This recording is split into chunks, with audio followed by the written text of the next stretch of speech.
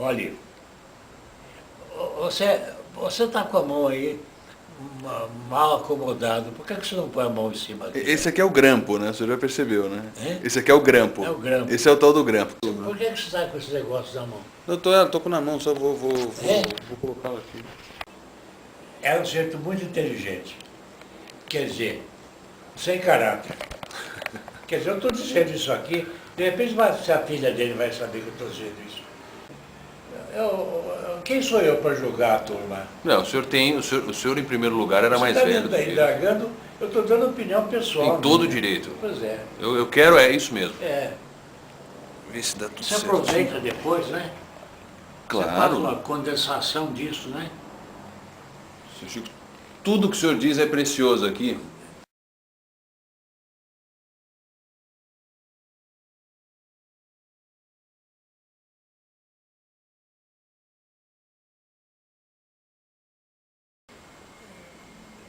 Em 1929, 29 foi a campanha para a sucessão presidencial. De um lado, Júlio Prestes, e do outro lado, Getúlio Vargas. O Júlio Prestes foi eleito e o Getúlio Vargas deu o golpe de 1930, em outubro de 1930. Não é verdade? Isso. Tirando do poder o Washington Luiz. Não é verdade? Eu era veladamente, eu era do Partido Democrático. Sim. Porque eu ouvia em minha casa, meu pessoal todo era contra o PRP, que era o Partido da Situação. Partido do Júlio Prestes, Partido Republicano Paulista. Sim. Não é verdade? Eu era a favor do Getúlio. Tanto que na Rádio Record, nessa ocasião que eu estava na Record, em 1929, houve um dia que eu fiz uma propaganda no microfone da Record do Getúlio. E no dia seguinte apareceu lá na Record aquele delegado de ordem política, Laudelino de Abreu. Laudelino de Abreu. E o Laudelino disse ao moço, aqui não se faz propaganda de gaúcho nenhum, não. E a estação está fechada. E fechou a estação durante 3 dias. Quando foi 3 dias depois, nós procuramos o Laudelino e pedimos para ele ele abrir a estação, dar licença para nós. Não faríamos mais propaganda do Getúlio, nada disso. E não fizeram mais. É? Né? E não fizeram mais. Não fizeram mais propaganda. Pode Esse falar. Laudelino, ele morava aqui na rua Turaçu, e depois eu fui pastelar a casa dele. Ah, foi o primeiro lugar que também levou, né? É? Foi o primeiro lugar também que virou alvo. Ah, virou. Durante a Revolução de 30, havia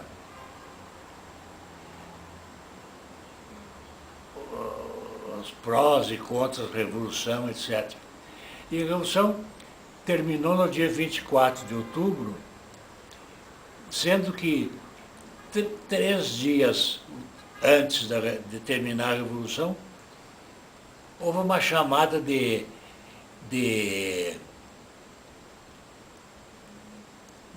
pessoal que já tinha certificado, dos reservistas.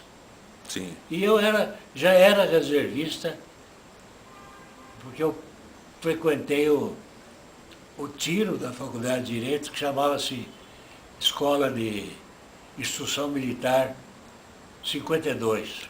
E tinha uma sala de armas chefiadas pelo tenente Pessoa Cavalcante, que depois ficou um general conhecido, parece que era José Pessoa Cavalcante. Mas acontece que desses reservistas publicaram o nome de alguns, e o meu nome foi publicado juntamente com Luiz Eulário Vidigal. Mas nós não chegamos a nos apresentar, porque 3 ou 4 dias depois, A Revolução tinha acabado já. a Revolução acabou.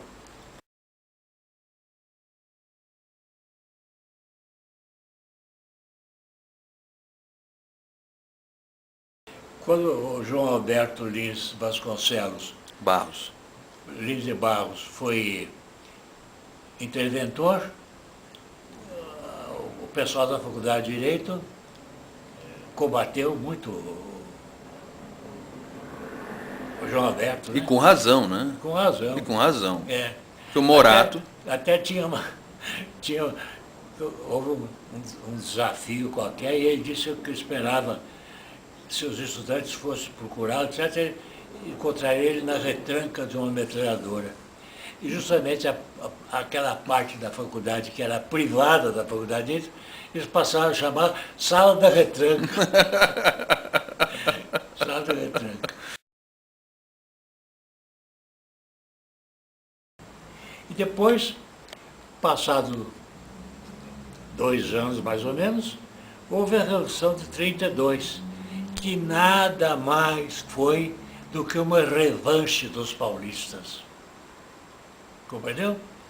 Quando os gaúchos vieram em 30 e quiseram amarrar cavalo, no Rio de Janeiro amarraram o obelisco, e em São Paulo andavam batendo espora no viaduto do Chá, isso revoltou muito o brio dos paulistas. E a Revolução foi uma vingança contra o regime do Vargas.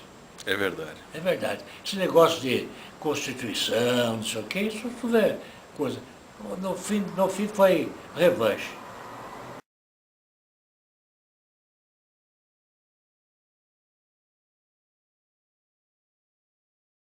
Ele tocava no cinema Odeon, no Rio de Janeiro. Tanto que tem uma valsa dele, famosa, chamada Odeon.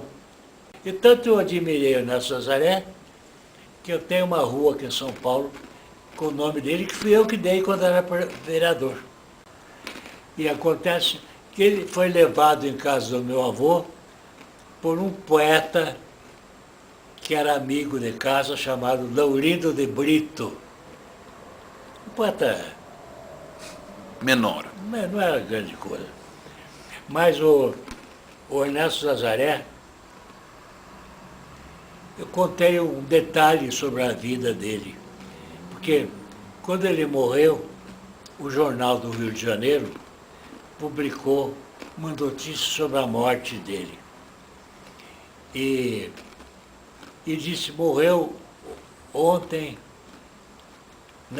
nas matas da Tijuca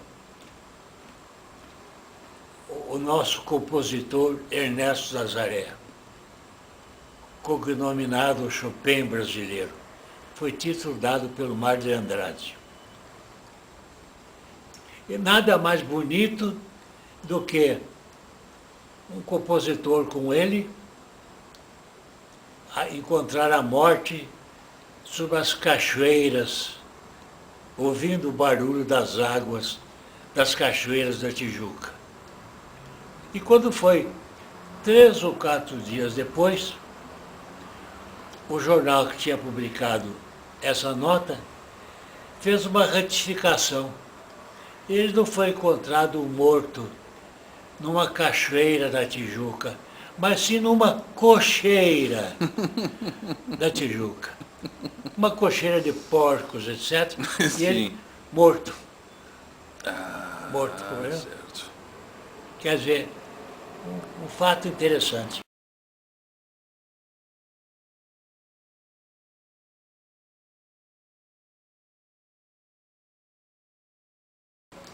Eu sou um grande admirador do Paulo Setúbal. Eu conheci o Paulo pessoalmente quando ele advogava, porque era ao mesmo tempo que eu advoguei. Muitas vezes encontrei ele em cartório e mantive uma conversa com ele. Li todos os livros dele, Marquesa de Santos, O Príncipe Nassau, As Maluquices do Imperador. Portanto, o Paulo, Sertão em Flor, que são os versos que ele fez, muito bonito. Mas o que eu vou falar agora foi de um verso que eu li numa revista, A Cigarra, publicado mais ou menos há uns 60 anos, e que eu guardei. É o Vês quanto pode a ingênua brejerice desse teu modo fino e encantador. A um gesto seu, sem que eu pressentisse, nasceu esta canção de sonhador, como se por acaso um botão abrisse numa roseira que não dá mais flor. Tá bom? E o senhor nem sabe se os filhos, se o Olavo sabe? Ah, eu garanto que ninguém conhece. Provável que ninguém conhece.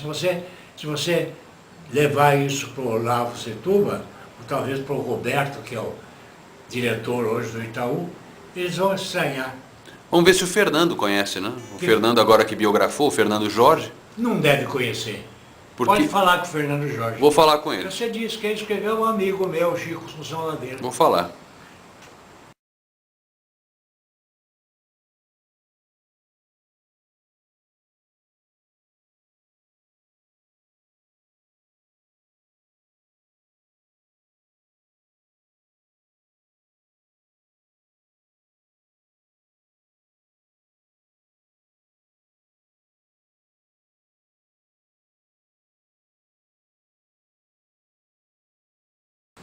Ah, Paulo Lauro era um advogado de porte de xadrez. Era um advogado criminalista, professor, tinha um colégio aqui na Teodoro Sampaio, e não era lá essas coisas, não. Ele fez umas irregularidades, etc. Tanto que as contas dele como prefeito foram rejeitadas, baseado no parecer meu. O meu voto foi um voto vencido, porque eu fiz o seguinte: eu preparei um voto muito bem estudado. Quando acabou a sessão da comissão, eu cheguei para o diretor da Câmara, que era o Tacílio Gomes. Isso, Tacílio, olha o meu voto separado aqui. E ele mandou meu voto para o Diário Oficial. E o Diário Oficial publicou. E essa publicação que mereceu a atenção do Oswaldo Aranha. Chateaubriand. Do Oswaldo Chateaubriand. Eu estava num bar aqui em São Paulo, uma boate de noite, e entrou Maurício Goulart.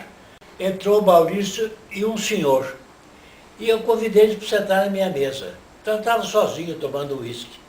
E eles sentaram na mesa e o Maurício me apresentou, disse, aqui, Oswaldo Chateaubriand. Eu disse, Assunção Ladeira. Ele disse, então Oswaldo Chateaubriand disse para mim, já conheço o senhor de nome porque eu escrevi um editorial a um parecer que o senhor deu como vereador na Câmara. Foi. Eu disse, olha, doutor Oswaldo, o senhor não faz ideia da alegria que eu tenho, porque o senhor é um jornalista que eu respeito muito. Então, a sua opinião é valiosa para mim. Então, eu me lembro que no Diário da Noite... Diário da Noite. Ele era, o título do artigo dele era O Parecer Assunção Ladeira. Tem umas coisinhas guardadas e tinha esse recorte. Porque para mim foi uma alegria muito grande saber que o autor do artigo era Oswaldo Chateaubriand. Sim. Porque Oswaldo Chateaubriand era muito admirado. Tinha gente até que achava que ele era superior ao Assis, Ao Assis. que era irmão dele. Eu era presidente da Comissão Civil. Certo. E ele me tirou da presidência da Comissão Civil. Ah, Eu tinha sido nomeado pelo Abrão Ribeiro. Ah, entendi. A comissão que cuida dessa parte de promoções, de concursos, etc. E depois eu voltei com o Prestes Maia. Isso só em 60, em 61? 61. Porque eu justamente, em 63, me aposentei. E eu, em 63, eu era presidente da Comissão Civil.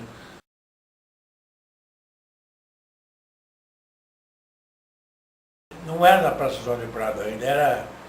Eu acho que o Joca ainda não era. Eu acho que era na rua 15 de Novembro. Isso. No edifício chamado Edifício Cerquinho. E como é que o senhor chegou ali? Como é que... O meu companheiro desse escritório era diretor do Jockey. Quem era? Nazareno Assunção. Certo. E ele me propôs para sócio. Eu entrei para sócio nessa época. Depois eu fiquei no Jogo Clube, frequentei durante 30 ou 40 anos o Jogo Clube, criei cavalo de corrida, tive cavalo de corrida, compreendeu? Certo. Depois deixei de ir no jockey. Mas o que eu estava falando é o seguinte, esse repórter veio me entrevistar e perguntou para mim, eu contei para ele, o senhor é sócio antigo, então, porque o porteiro, o Brito, que é o porteiro, me disse que o senhor é o sócio mais antigo, mas de fato sou. Eu, o que o senhor está achando disso? Não, a festa está muito bonita, o jogo progrediu muito, tem um presidente muito bom. Ele disse, e da frequência aqui? Eu disse, aquela senhora, por exemplo, eu acho ridícula. Veja o chapéu dela. Está com o chapéu vermelho, parece a Carmen Miranda. Você deu risada, compreendeu? Ele fez umas perguntinhas para mim e eu vim embora.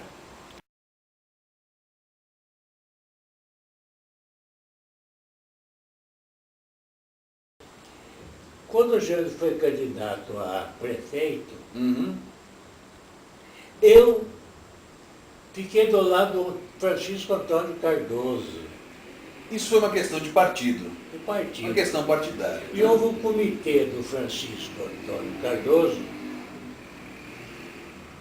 que eu era vice-presidente do comitê da propaganda dele. É mesmo? É. Quem era o presidente? É? Quem era o presidente? Quem era o quê? O presidente Presidente do comitê. Eu tenho a impressão que o presidente do comitê era o Bandec. Ah, era Bandec. Era o Bandec. Pode ser. Era Pode o ser Bandec. porque ele era secretário da Cultura do Armando Arruda Pereira. Então ele Pois estava é. junto com o Garcês nisso. Era o Bandec. Ah. E eu era vice-presidente. E o Jânio não gostou nada disso, entendeu? Porque eu fazendo propaganda, então, me lembro que até um dia que eu desse uma entrevista, atacando o Jânio, etc., sobre demagogia, aquela coisa toda, mas eu não quis, de jeito nenhum, e não fiz. Não fiz nada, entendeu? Mas o Jânio ficou meio Ressabiado, né? ficou meio ressabiado comigo. E ele foi eleito prefeito também com uma votação grande, tanto que quando terminou a votação, o Cardoso, nós estávamos numa reunião, e o Cardoso perguntou para mim, o que você achou da votação? Eu só olhei, o senhor foi massacrado. O senhor foi massacrado. Foi usando a expressão que eu usei. O Cardoso tinha muito boas intenções comigo, sabe? E se eu for eleito prefeito, você vai ser meu secretário de negócios jurídicos. E o Jânio chegou a convidá-lo para isso? Não, o Jânio não me convidou para nada. Para nada? Para nada. Convidou outras pessoas, mas o senhor teria aceito? É? O senhor teria aceito? Não sei. Mas convidou turma para diretor de trânsito, Sim, entendeu? é verdade. E convidou outras pessoas.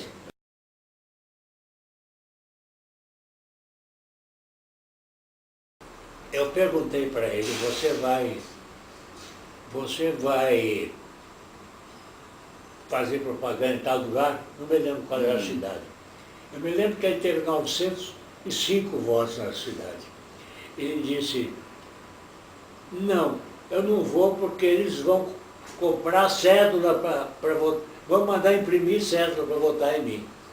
E ele teve 100% da votação da cidade. Era não sei quanto, eu me lembro que tinha uma cifra de 900, não sei se era 1.900, me lembro que era 2.900, toda a totalidade. Quer dizer, o outro candidato teve porcaria de 20, 30 votos.